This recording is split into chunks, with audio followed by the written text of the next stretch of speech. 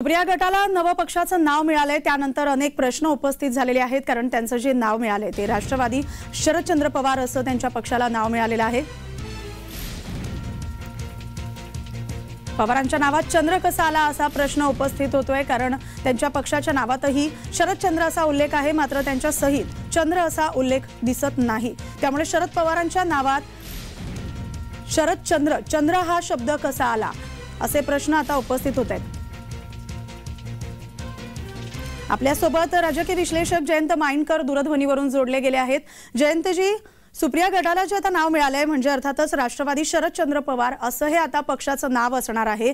शरद पवार असं त्यांचं नाव असलं तरी त्यांच्या नावात चंद्र कधीपासून आला या संदर्भात आपण काय सांगू शकता? असं आहे की ज्या ज्या व्यक्तींचं नाव आपण त्यांना शरद म्हणून म्हणतो, जर कधी विचारलं तर ते नाव असतं शरदचंद्र। आता ते शरदचंद्र म्हणताना जो काही त्रास होत असेल म्हणून ज्यांचं मी सुद्धा ज्यांना पाहिलेलं आहे शरदचंद्र या नावाची व्यक्ती ज्या काही पाहिजे ते आपले नाव नेहमी लिहिताना शरद कळणावत लिहितात आणि तेच शरद पवार शरद अशा प्रकारे लिहितात आणि तेच नेमकं पॉप्युलर होतं। आता इथेच शरद पवारांच्या बाबतीतही तेच झालेलं आहे, पण त्यांचं ओरिजिनल नाव शरदचंद्र पवार हेच आहे आणि त्यातनंही अजून एक सांगतो पुढे की ते सही करताना नेहमी गो पवार म्हणजे शरदचंद्र गोविंदराव पवार अशी करतात।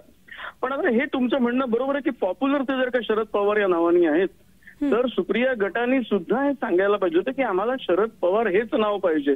जसं उद्धव बाळासाहेब ठाकरे त्यांनी उद्धवही ठेवलं बाळासाहेबही ठेवलं कारण बाळासाहेबांच्या नावाने मतं मिळतात आणि उद्धव ठाकरेंचा हा गट आहे, तर तशा प्रकारचं सुप्रिया पवारांनी करायला पाहिजे होतं पण त्यांनी केलेलं दिसत नाहीये।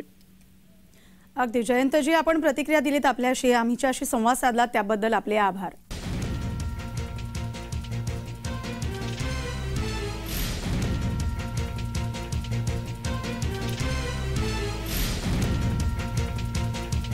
राष्ट्रवादी सुप्रिया गटाला आता पक्षाचं नाव मिळालेलं आहे। राष्ट्रवादी शरदचंद्र पवार असं नवं नाव आता पाहायला मिळणार आहे।